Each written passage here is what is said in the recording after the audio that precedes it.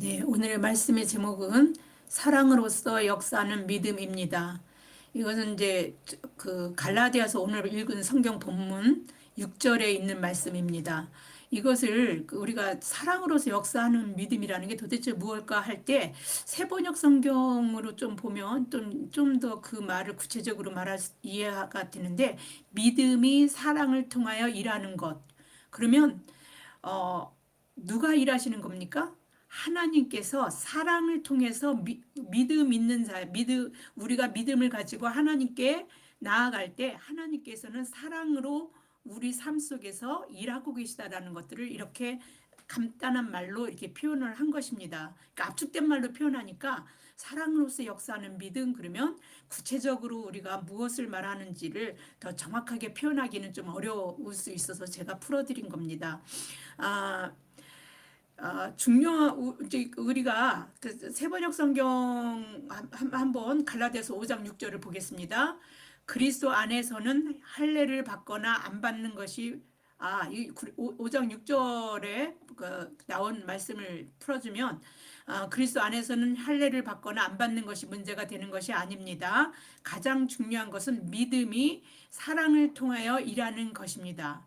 이 말 풀면은요, 믿음 없이는 하나님이 사랑을 통해서 일하시지 않으신다는 뜻입니다. 그러니까 아무에게나 하나님이 이런 역사하심이 일어나는 게 아니라 믿음으로 하나님께 반응하는 자들에게만 하나님께서 사랑으로 역사하시고 일하신다는 것입니다. 그러니까 여러분이 믿음을 가지고 있다면 분명히 여러분 삶 속에서 하나님이 사랑으로 역사하시고 일하시고 계시다는 것을 여러분들은 믿으시기 바랍니다. 사도 바울은 유대주의자들에 의해서 갈라디아 교인들이 복음 외에 할례와 율법을 지켜야 구원받는다라고 여기는 것에 대해 참으로 개인적인 그 감정, 붕괴하는 그런 감정을 억누르지 못하고 막 표출을 합니다.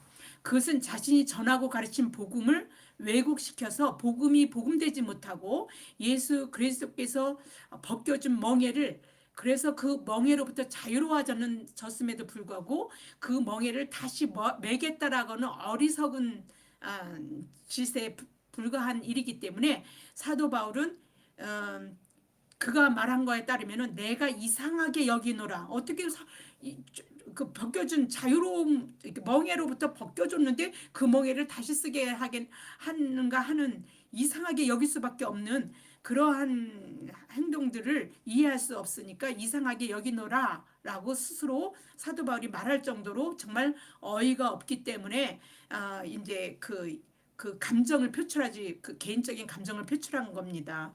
사도 바울은 갈라디아 교인들을 향해 이렇게 묻습니다. 갈라디아 5장 7절에서 8절입니다. 너희가 다름질을 잘하더니, 그러니까 복음을 듣고 잘 믿음으로 잘 살아 꾸려 나가고 잘 살아 나가더니 누가 너희를 막아 진리를 순종하지 못하게 하더냐. 그 권면은 너희를 부르신 이에게서 난 것이 아니니라. 네. 그 여기서 그 권면은 도대체 누가 한 겁니까? 바로 유대주의자들이 의롭게 되기 위해서는 어떻게 해야 한다는 겁니까? 그리스도를 믿는 믿음에다 더해서 할례와 율법을 지켜야 된다.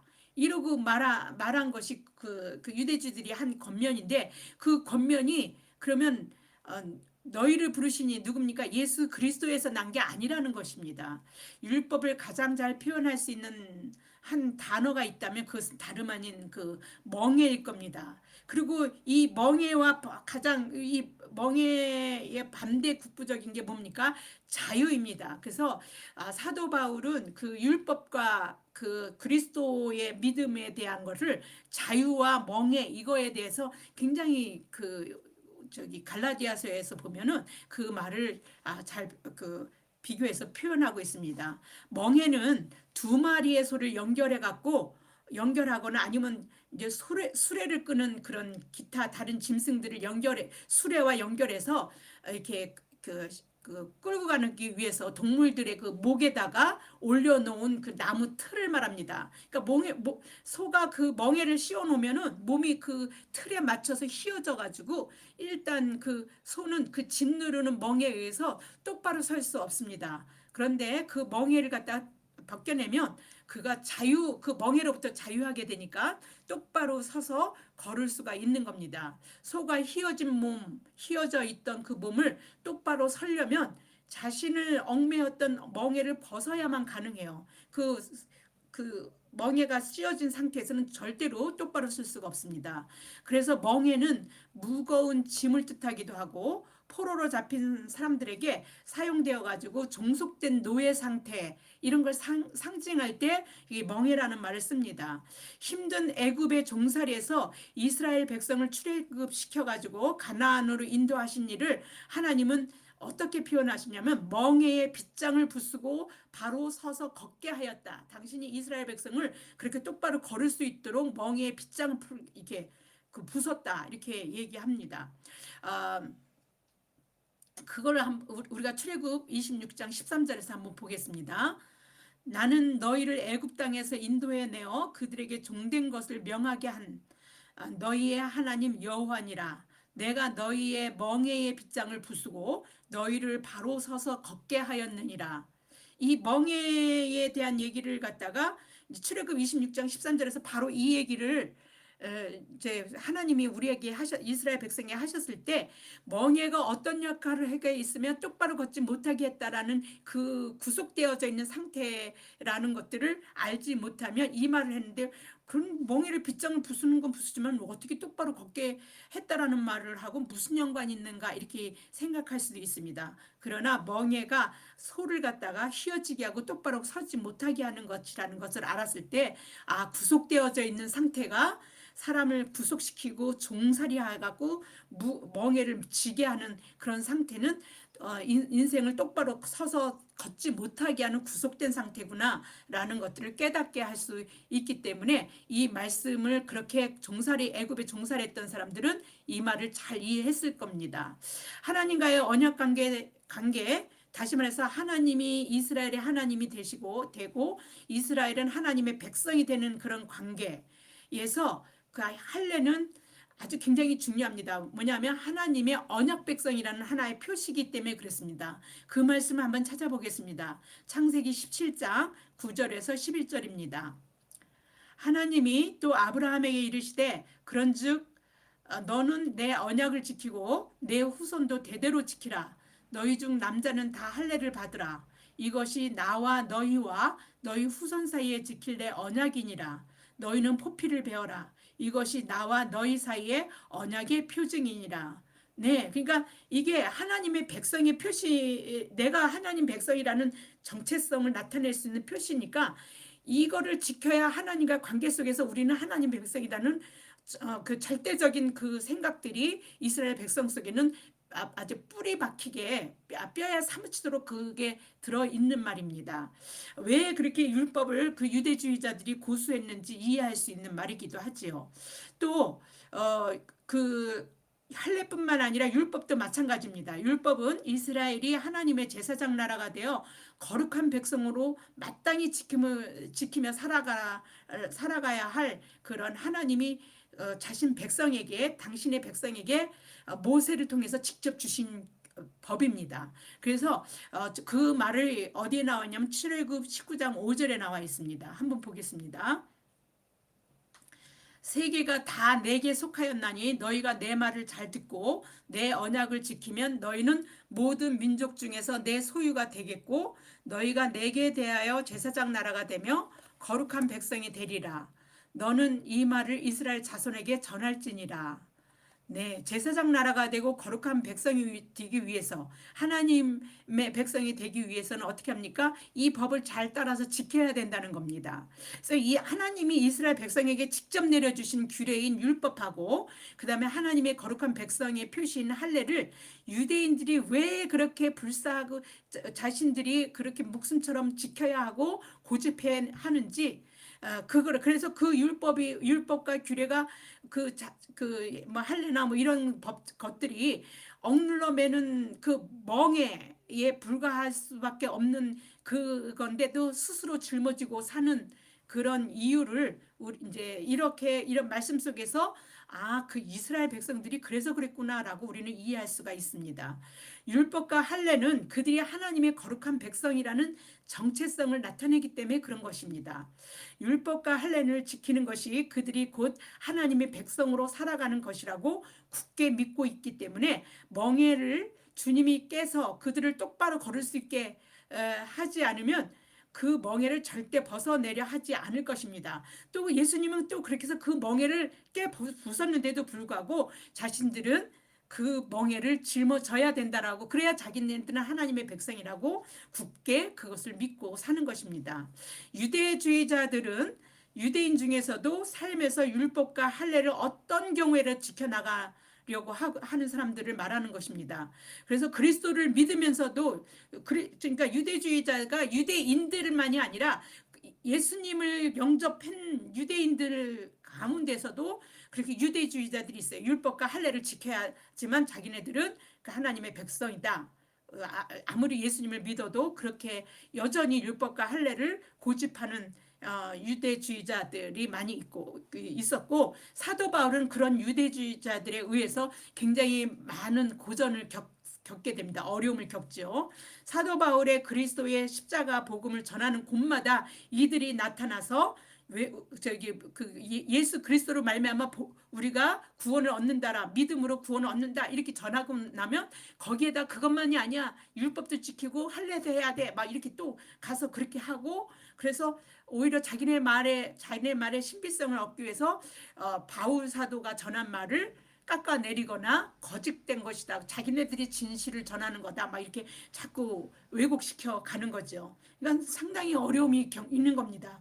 뭐 갈라디아 교회라고 다른 것 없고 그랬을 때에 사도 바울은 너무 속상한 거예요. 왜냐하면 자기는 율법도 잘 뭐 바리새인 중에 바리새인이었으니까 율법에 대해서 얼마나 잘 알았겠습니까? 그러나 그것은 자기네들이 그 소에게 쓰인 멍에처럼 자기네들이 똑바로 걷지도 못하는, 인생을 똑바로 걸어갈 수 없게 굴레를 씌워놓은 거나 마찬가지인 그거를 계속 그걸 깨 부쉈는데, 예수 그리스도로 말미암아 깨 부쉈는데도 불구하고 계속 그게 그런 굴레였다라는 걸 알았죠. 멍해라는 걸 알았고 예수 그리스도를 만나고선 그거를 깨 부숴서 이제 자유한 몸이 되었다는 것도 깨달은 사람입니다. 그래서 사람들에게 이 예수 그리스도만이 우리의 구원의 길이요 영생의 길이다 막 전할 수 있게 됐는데, 그걸 다시 원상태로 복구시키려고 하니까 얼마나 정말 기가 막히겠습니까? 그래서 그런 자유를 경험하고도 또 다시 그런 그들이 주장하는 것에 따라가는 것이 이상하게 여길 만큼, 그렇게 얘기할 수 있을 만큼 그렇게 그런 것입니다. 그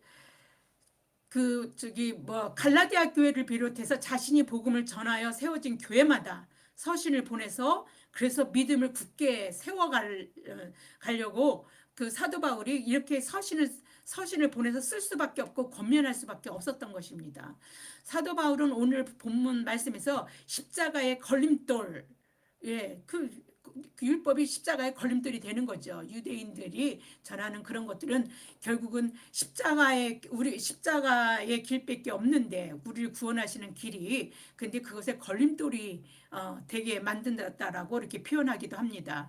율법과 할례는 하나님이 당신의 백성과의 관계에서 이스라엘을 거룩한 백성으로 살도록 직접 주신 것인데, 정말 하나님을 아버지라고 부르는 아브라함의 영적 후손, 우리죠. 구원받은 하나님의 거룩한 백성으로 오늘을 살고 있는 그리스도인들에게는 정말, 그러면 그 율법 할례 이런 거는 전혀 상관이 없는가? 우리의 믿음하고는 전혀 상관이 없는가?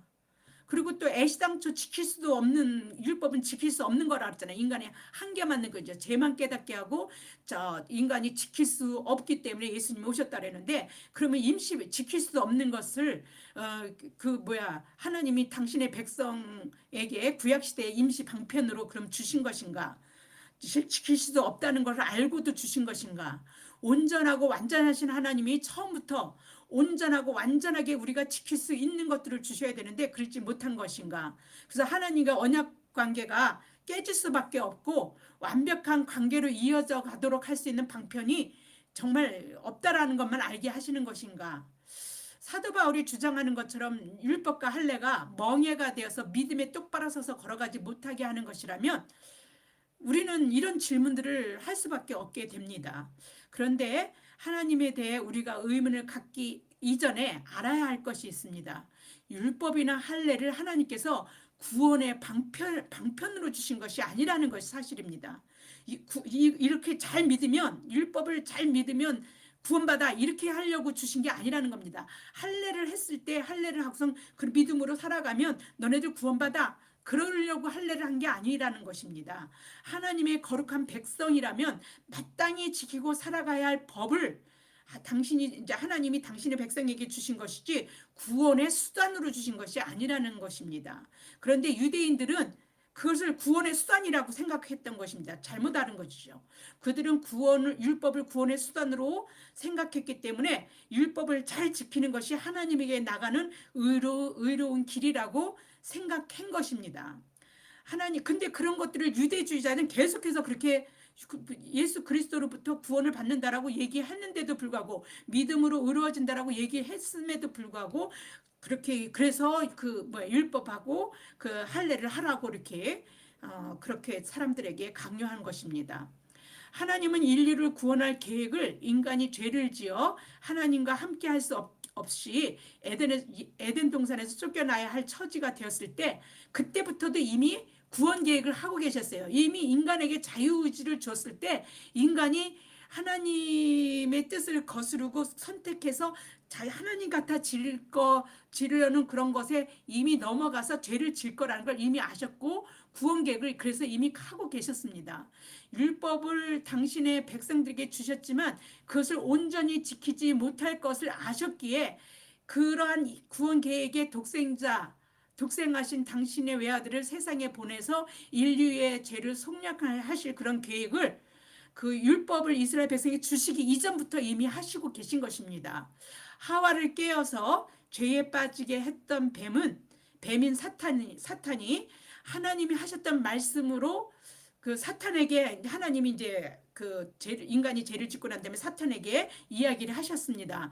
그럴 때 그 말씀 속에 보면 하나님의 그 은혜롭고 자비롭고 긍휼이 많으신 그 구원 계획을 우리는 거기서 엿볼 수 있거든요. 그게 창세기 3장 15절에 나옵니다. 한번 보겠습니다.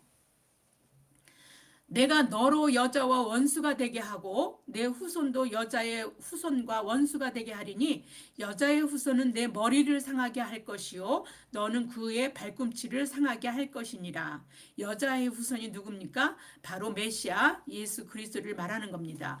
그래서 그러니까 사탄의 세력을 갖다가 머리를 상하게 한다는 건 완전히 세력을 갖다가 힘을 쓰지 못하게 한다고 하는 것이죠. 예수님께서 그렇게 하시고 우리를 구원하실 것이라는 것을 이 말씀 속에 들어가 있는 것입니다.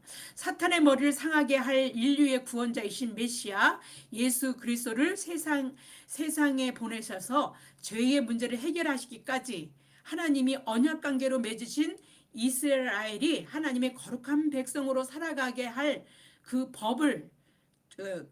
그게 뭡니까? 율법이죠. 그것을 주셔서 그들이 하나님이 되시고 그들은 하나님의 백성이 될 수 있는 그 관계를 유지할 수 있는 최소한의 그 장치를 였을 뿐입니다. 그 언약 관계로 그 율법이나 그 할례 같은 경우에는 그런 것입니다. 그것이 구원의 어떤 수단이 되질 않습니다. 이 세상에서 하나님의 백성으로 세상과 구별되어 살아가야 할 기준이며 장치인 율법과 할례는 그래서 구원의 능력이 없는 것입니다. 근데 구원의 능력이 거기에 있다라고 생각하고 그걸 믿어야지, 그렇게 율법을 지켜야지만 구원받는다, 의로워진다라고 여전히 여기면서 고집하고 있는 것입니다. 누가요? 이스라엘 백성들이 그렇습니다. 유대주의자들이 그렇게 하는 것입니다. 율법과 할례는 아무리 잘 지키고 따른다 해도 인간의 죄를 대속하지 못합니다. 구원의 능력은 십자가에서 인류의 죄값을 치르신 분인 오직 예수 그리스도에게만 있는 것입니다. 그 예수 그리스도를 믿는 믿음 외에 우리 죄인이 의로워질 방도가 없다는 것입니다. 그러한 사실을 가장 잘 깨닫게 한 것이 역설적이에도 누굽니까? 율법입니다. 우리가 율법으로는 그런 의로워질 수 없다라는 것을 율법을 지키려고 하면 할수록 그걸 깨닫게 됩니다. 왜냐하면 율법을 지킬 수가 없다라는 걸 알게 되기 때문에. 이 사실을 누가 합니까? 절실히 깨닫고 알게 된 사람이 바로 누구예요? 사도 바울입니다. 그런 자신을 바리새인 중에 바리새인, 율법의 의로는 흠이 없는 자라고 할 정도로 율법을 열심히 지켰던 자입니다. 율법을 잘 지켜서 의로워지려고 했던 자입니다. 그래서 그 율법의 의로 흠이 없다라고 할 정도로 자기가 자기 자신에게 한 말입니다. 얼마나 열심히 했는지 교회를 박해하는 일에 둘째가라면 서러워할 정도로 앞장섰던 자입니다. 그 이야기 자기가 스스로 했던 말을 한번 보겠습니다. 빌립보서 3장 5절에서 6절입니다. 나는 8일 만에 할례를 받고 이스라엘 족속이요 베냐민 지파요 히브리인 중에 히브리인이요 율법으로는 바리새인이요 열심으로는 교회를 박해하고 율법의 의로는 흠이 없는 자라. 누가 말한 겁니까? 다른 사람이 사도 바울을 평가해서 말한 게 아니라 사도 바울이 직접 자기 자신을 그렇게 얘기한 것입니다.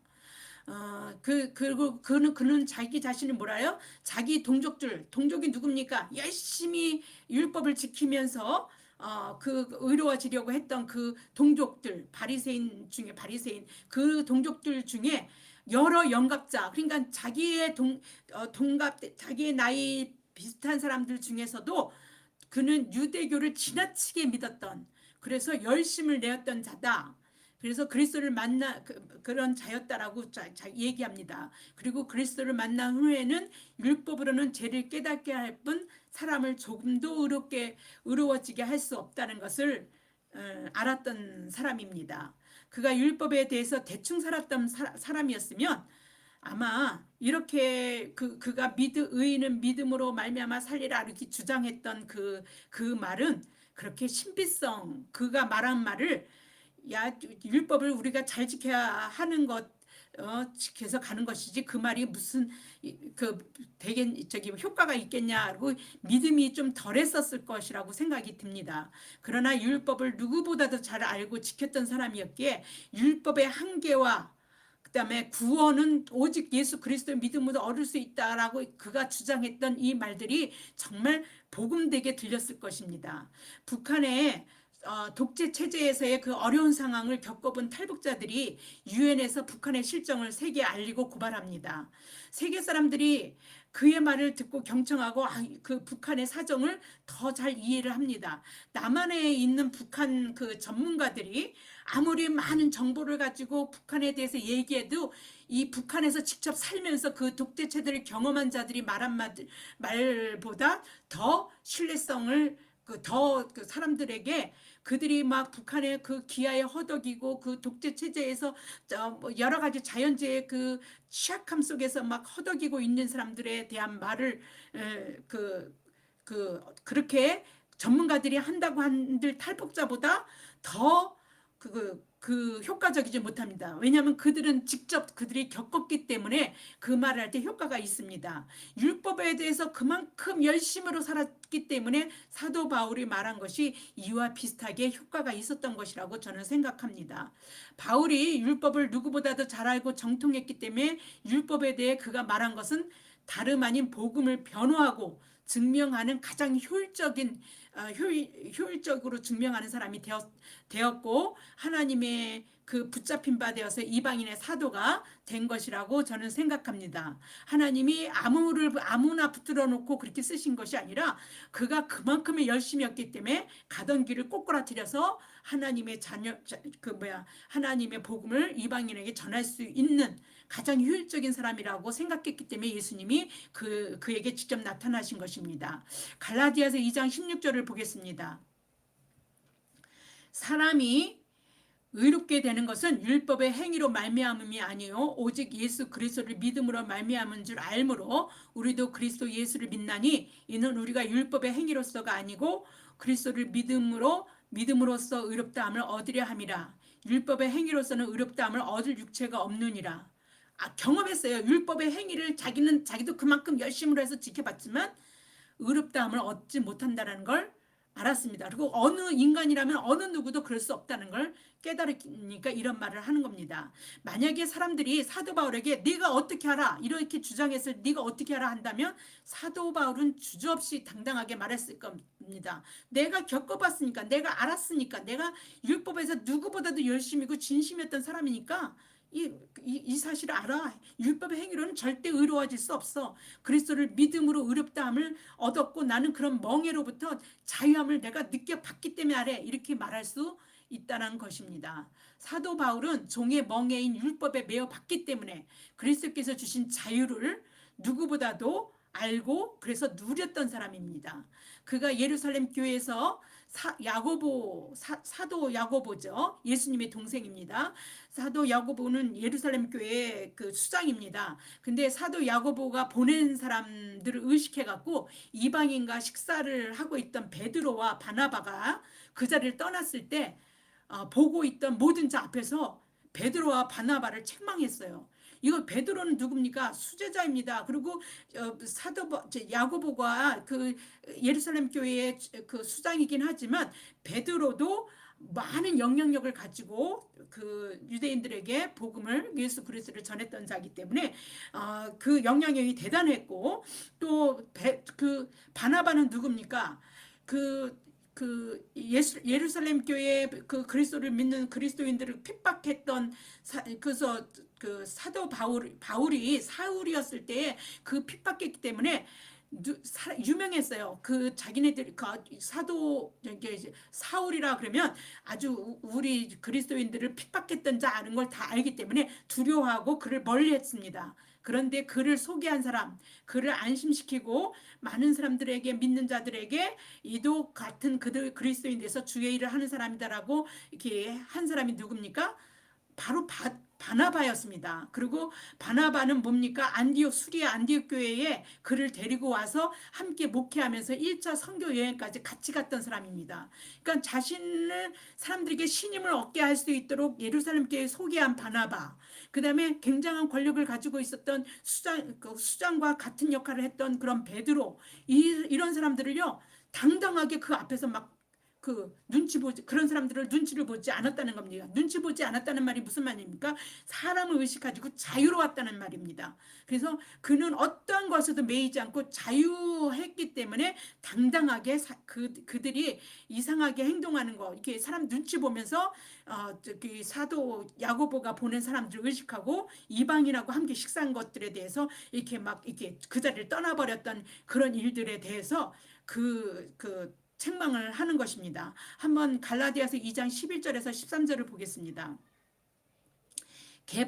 여기서 게바는 베드로를 얘기합니다. 안디옥에 이르렀을 때 책망받을 일이 있기로 내가 그를 대면하여 책망하였노라. 아니 베드로 그러면 사람들이 대단하게 여겼던 사람인데 그를 책망했다는 겁니다. 대면에서 책망했다는 겁니다.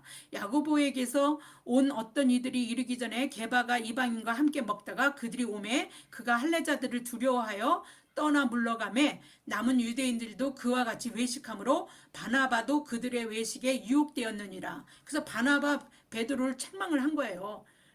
그래서 사도 바울은 그리스도께서 주신 자유함이 무엇인지 잘 알았기 때문에 이 자유함을 율법이 전혀 줄 수 없는 것이기에 5장에서 다음과 같이 말로 시작하는 것입니다. 갈라디아서 5장 1절 보겠습니다. 그리스도께서 우리를 자유롭게 하려고 자유를 주셨으니 그러므로 굳건하게 서서 다시는 종의 멍에를 매지 말라. 5장 1절은 한 문장으로 사도 바울이 한 문장으로 명령한 게 아니에요. 이게 앞에 그리스도께서 우리에게 자유롭게 하려고 자유를 주셨으니 라는 하나의 문장으로 주장을 하고 그것에 근거해서 명령을 합니다. 어떻게요? 그러므로 굳건하게 서서 다시는 종의 멍에를 매지 말라.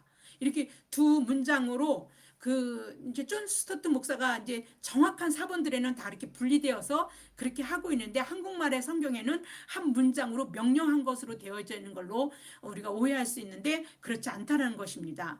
그래서 어떤 주장에 근거해서 명령을 하는 거죠.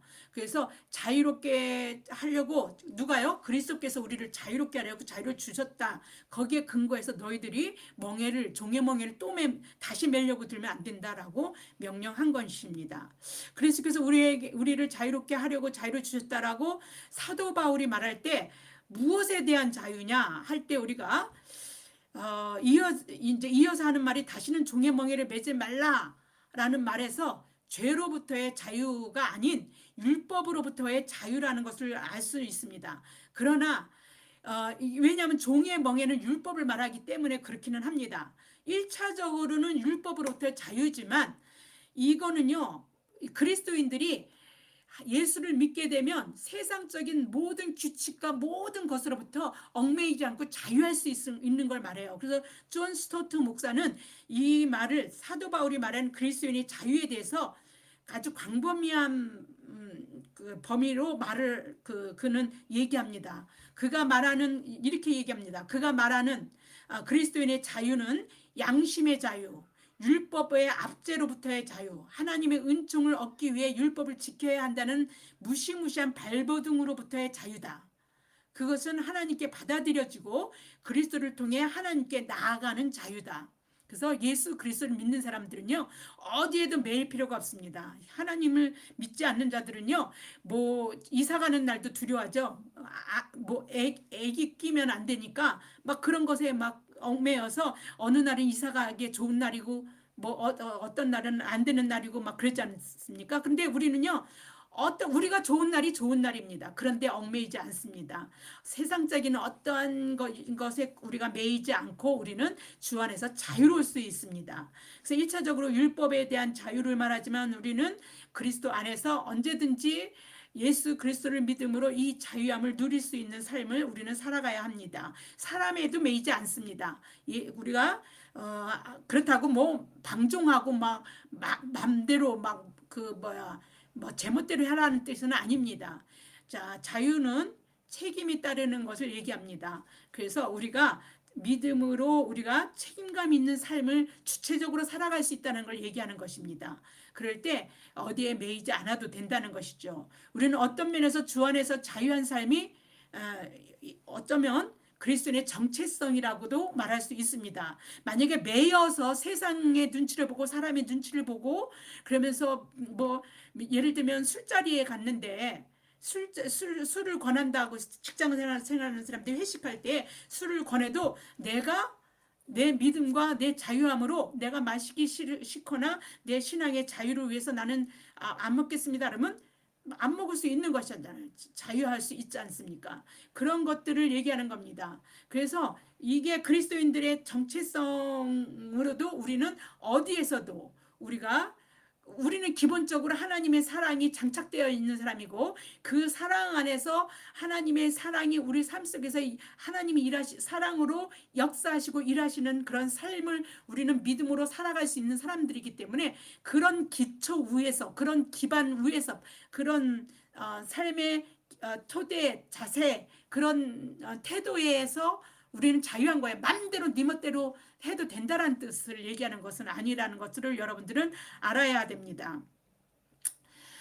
그리스도께서 우리를 자유롭게 하려고 자유를 주셨으므로 우리 그리스도인들은 죄로부터 자유합니다. 그래서 제사함을 받은 왜요? 죄로부터 왜 자유합니까? 죄사함을 받은 자들이기 때문에 그럽니다. 누가 죄사함을 주셨습니까? 그리스도를 믿는 믿음으로 우리는 이미 죄값을 예수님이 치러주셨기 때문에 우리는 죄사함을 받은 자들이거든요. 그리스도인들은 죄사함을 받았는데 이걸 뭐라 그러냐면요. 복된 자들이라고 표현하고 있습니다. 시편의 시인은요.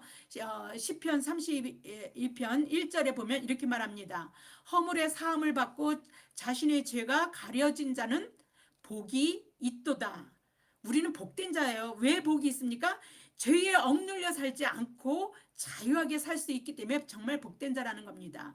그리스도의 죄 용서에 의해서 더 이상 죄에 매이지 않아도 되는 것입니다. 죄의 허용이나 죄 용서를 받을 수 있으니까 죄를 자유롭게 또 용서받으면 되지 하고 막 져도 된다는 뜻에서 죄로부터 자유하다는 것이 아닙니다. 그리스도인들은요, 죄의 상태에서는 누구도 하나님께 나갈 수 없다는 것을 알기 때문에 오히려 죄에 대해서 민감하고 죄를 지을 수 있는 상황에서 죄를 짓지 않을 수 있는 주체적인 삶을 살기 때문에 자유로운 겁니다. 사탄은 우리가 죄를 지을 수밖에 없는 것을 알고 우리를 자꾸 정죄하면서 너는 죄 지을 수밖에 없는 존재야 막 이렇게 자꾸 하고 예수님의 죄 용서의 그 가치를 깎아내리고 아예 그거를 정죄 속에 감춰서 너는 죄 지면서 죄값을 치러야 되는 인생이다라고 하나님께 그래서 나가지도 못하는 인생이라고 우리 발목을 잡아 끕니다. 이제 사탄이요 그런 식으로 교묘하게 우리를 올가맵니다. 율법의 멍에 아래 있으면 그 사탄과 똑같은 역할을 누가 합니까? 율법이 합니다. 율법은요 온전히 지킬 수 없다는 것을 알게 해서 죄만 깨닫게 함으로 하나님께 나갈 수 없다라고 생각하게 만듭니다. 그래서 존 스토트 목사도 이렇게 말합니다. 한때 우리는 율법의 멍에 아래 있으면서 우리가 충족할 수 없는 율법의 요구와 우리의 불순종으로 인한 정죄로 인해 무거운 짐을 지고 있었다. 하지만 그리스도께서 우리를 위해 율법의 요구를 충족해 주셨다. 그분은 우리의 불순종을 위해 죽으셨으며 그럼으로써 우리 대신 우리가 당해야 할 정죄를 당하셨다. 이게 놀라운 일이에요. 그분은 갈라디아 3장 13절 말씀 우리를 위하여 저주를 받은 바 되사 율법의 저주에서 우리를 속량하셨다. 그리고 이제 그분은 우리의 어깨에서 멍에를 풀어내서 우리가 자유케 되어 똑바로 설 수 있게 해주셨다. 그렇다면 다시 이렇게 말하면서 이렇게 묻습니다. 그렇다면 다시 율법 아래 돌아가 그 잔인한 멍에에 복종하는 것을 어찌 상상할 수 있단 말인가? 누가 이런 질문을 누가 했습니까? 바로 사도 바울이 똑같은 말로 한 건 아니지만 이상하게 여기노라라는 말에는 이런 질문이 있는 것입니다. 그리스도께서 우리를 자유롭게 하려고 자유를 주셨으니 우리는 어떻습니까? 당연히 그리고 마땅히 주 안에서 굳건하게 서서 다시는 종의 멍에를 매지 말아야 합니다. 그래서 5장 1절에서 갈라디아 5장 1절을 그렇게 말한 겁니다. 다시는 종의 멍에를 매지 마라 이렇게 명령한 것입니다. 예수님도요 직접 말씀하셨어요. 요한복음 8장 예수님이 직접 말씀하신 겁니다. 34절에서 36절입니다.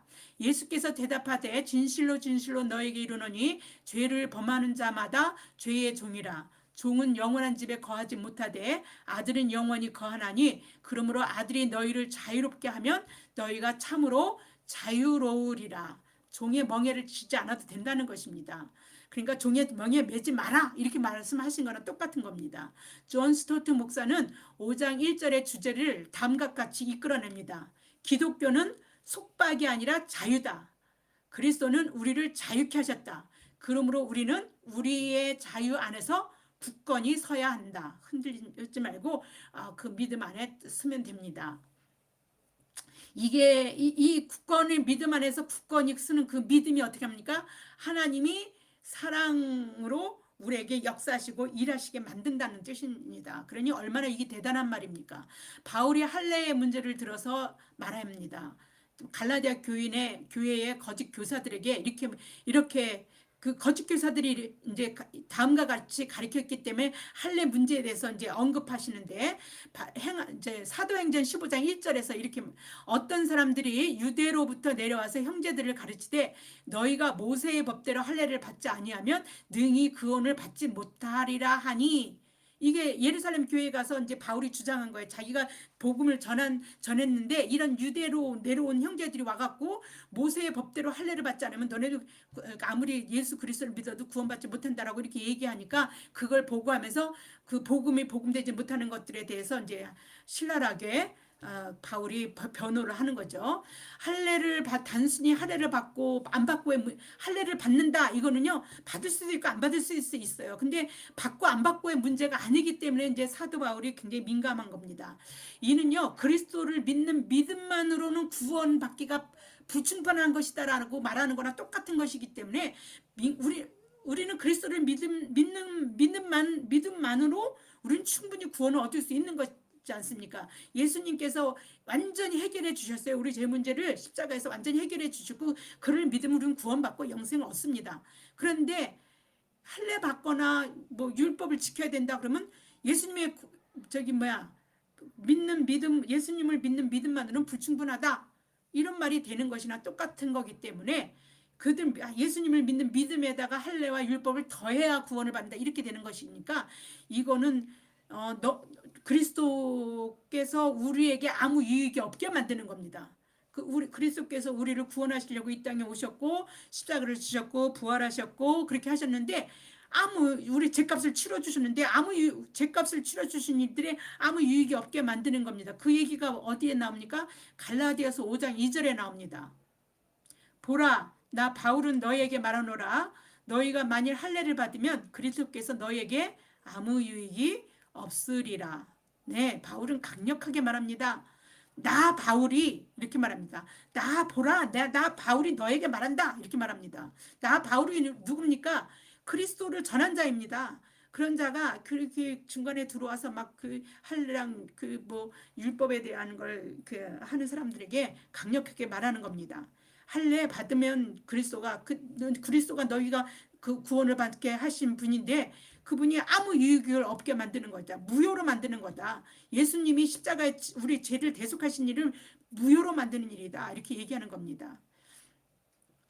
아, 나 바울이라는 말은요. 그래서 아마 바울의 편지를 읽는 갈라디아 교인들에게 굉장히 엄중한 말로 들렸을 겁니다. 이렇게 얘기했기 때문에 다행스럽게도 그래서 너희가 만일 할례를 받으면이라고 말한 말에서 보면 아직 이들이 할례를 받지 않았다는 걸 알게 되고 이제 이 편지를 받고 그들은 할례를 받지 않고 믿음으로 굳건하게 서게 되고 사랑으로서 그들의 믿음이 사랑으로서 하나님이 일하시게 만든 그렇게 역사심이 큰 그런 교회가 되기도 했습니다.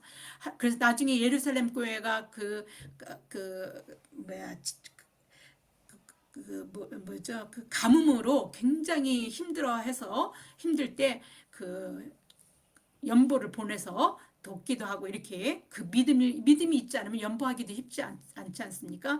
그런데 십시일반으로 힘닿는 데까지 연보해서 그 예루살렘 교회를 돕기도 하고 갈라디아 교회들이 그렇게 협조하고 그 바울을 도왔습니다. 바울의 선교를 굉장히 많이 도와줬습니다. 할례를 받는 사람들은 율법 전체를 행할 의무를 가진 자가 되는 것이라고 사도 바울은 강력하게 말합니다. 율법을 할례 받는 사람들은 그 할례 받는다는 그 자체가 율법 전체의 의미를 지고 하는 일을 가진 자가 되는 거라고 얘기하는 거예요. 이는 부숴버린 멍에를 다시 지겠다는 것이고 멍에를 짊어지고 짓눌려 똑바로 서지도 못하고 얽매인 삶으로 다시 돌아가겠다는 거니 얼마나 기가 막힙니까?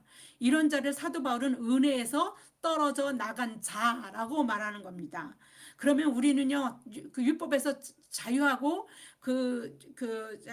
그리스도를 믿는 믿음으로 우리가 자유를 누리는 자들은 어떤 겁니까? 늘 하나님 은혜 안에 사는 자가 되는 것이는 이 말을 다시 뒤집으면 그 말이 되는 겁니다. 갈라디아서 5장 4절에 그 말이 있습니다. 율법 안에서 의롭다함을 얻으려 하는 너희는 그리스도에게서 끊어지고 율법에서 의롭다함을 얻으려고 하면 어떻게 돼요? 그리스도에게서 끊어지고 은혜에서 떨어진 자로다. 무슨 말이에요? 그러면 우리가 그리스도를 믿는 믿음 안에서 살아가면 그리스도에게 계속 붙어 있는 것, 그리스도 안에 있는 것이고 은혜 안에 사는 자가 된다는 뜻입니다. 그리스도 안에서는요 할례를 받거나 안 받거나 하는 것이 문제가 되지 않습니다. 자유합니다. 받아도 되고 안 받아도 돼요. 구원과는 전혀 상관이 없기 때문에 그런 것들은 전혀 문제가 되지 않습니다. 그리스도만이 구원의 주체가 되시고, 그러니까 율법은 구원과는 상관이 없는 일인 것입니다.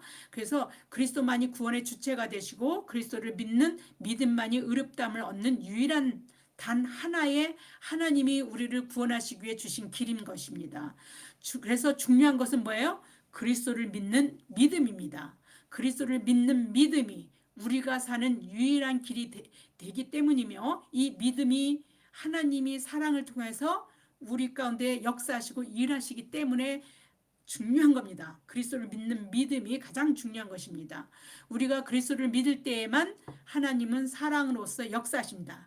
사랑으로서 일하십니다. 우리 가운데 하나님의 역사심을 우리가 경험하게 하게 됩니다. 그리스도를 믿는 믿음 없이 하나님은 사랑으로서 역사하지 않으십니다.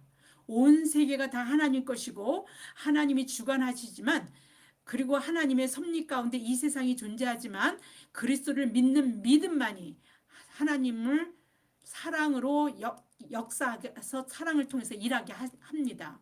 하나님의 역사하심은요 굉장히 선별적이에요. 그러니까 다 일하게 하지 않습니다. 이걸 하나님의 특별한 은혜라고 얘기합니다. 그 하나님이 믿음으로 반응하는 자에게 역사하신다는 뜻이 됩니다. 선지자 엘리야 시대에 엘리야에게 이스라엘의 과부가 많았지만 오직 사렙대 과부 한 사람에게만 역사하셨습니다. 선지자 엘리사 시대에도 나병 환자가 많았지만 고침을 받은 사람은요 수리아 사람 나아만 뿐이었다고 예수님이 말씀하십니다. 그러니까 믿음으로 반응하는 자에게만 하나님이 어떤 하나님의 역사는 그렇게 선별적으로 한 사람에게 이렇게 선별적이다 이런 얘기를 하는 것입니다. 누가복음 4장 25절에서 27절입니다. 내가 참으로 너에게 이르노니 엘리야 시대에 하늘이 3년 6개월간 닫히어 온 땅에 큰 흉년이 들었을 때에 이스라엘에 많은 과부가 있으되 엘리야가 그중 한 사람에게도 보내심을 받지 않고 오직 시돈 땅에 사는 사렙다의 한 과부에게 뿐이었으며, 또 선지자 엘리사 때에 이스라엘에 많은 나병 환자가 있었을 때 그 중에 한 사람도 깨끗함을 얻지 못하고 오직 수리아 사람 나만 뿐이었느니라. 이게 무슨 말입니까? 예수님께서도 하나님의 사랑은, 하나님의 역사하심은 이게 선별적으로 온다는 겁니다. 믿음으로 반응하는 사람들, 모든 사람들에게 다 가는 일반 은총이 아니고 특별한 은총, 특별한 은혜로 역사하심이 다가온다는 것입니다. 지금도 하나님의 역사하심은요 선별적입니다. 그래서 예수 그리스도를 믿는 믿음의 사람들이라고 다 하나님이 역사하시고 은혜를 베푸시고 이렇게 일하시는 게 아닙니다. 그리스도 안에 있어야 하나님의 사랑으로 역사하는 것입니다. 교회에 다닌다고 다 믿음의 사람은 아닙니다. 교회 안이든지 밖이든지 무늬만 크리스천들인 많은 과부와 나병 환자로 넘쳐납니다. 구약시대에 그 많은 과부가 있었고 나병 환자들이 많이 있지만 그렇다고 그들에게 다 하나님 은혜가 간 건 아니라는 겁니다. 우리는 예수 그리스도 안에서 성령으로 믿음을 따라 의의 소망을 기다리며 살아가는 그 사랑으로서 역사하시는 하나님을 만날 그렇게 기다리면서 살아갈 때 그렇게 하나님이 사랑으로서 역사하시는 하나님을 만날 수 있고 볼 수 있습니다. 만날 수 있고 볼 수 있다는 건 경험한다는 뜻입니다. 매일매일 사랑으로서 역사하시는 믿음으로 살면서 하나님과 교제 가운데 살아가시는 저와 여러분이 되시기를 축원합니다. 기도하겠습니다. 참 좋으신 하나님 아버지 감사합니다. 하나님 아버지, 믿음의 반석 위에 서지 못하도록 막거나 유동하거나 어지럽게 하는 자들은 우리가 스스로 배워버릴 용기를 우리에게 주시기를 간절히 바랍니다. 저희는 그럴 힘이 없습니다. 성령님께서 우리 안에 계셔서 저희들에게 그런 놀라운 은혜, 그런 스스로 우리를 믿음으로 온전히 서지 못하게 하는 그런 것들을 스스로 배워버릴 수 있는 용기를 성령님께서 주심으로 사랑으로서 역사하시는 그 믿음 가운데 주 안에서 하나님의 은혜를 우리 가운데 하나님 일하시며 역사하시는 그런 것을 날마다 경험하며 살 수 있도록 인도하여 주시옵소서. 성령님 우리 안에서 우리를 내주하시고 우리를 주장하시고 우리를 인도하심으로 그 하나님의 그 놀라운 역사하심을 날마다 경험하며 살게 하시고, 하나님 우리 입술에서 감사와 하나님의 사랑을 늘 하나님 앞에 감사할 수 있는 저희들이 될 수 있도록 그렇게 인도하여 주시옵소서. 이 모든 말씀 우리 주 예수 그리스도 이름 받들어 감사하며 기도드립니다. 아멘.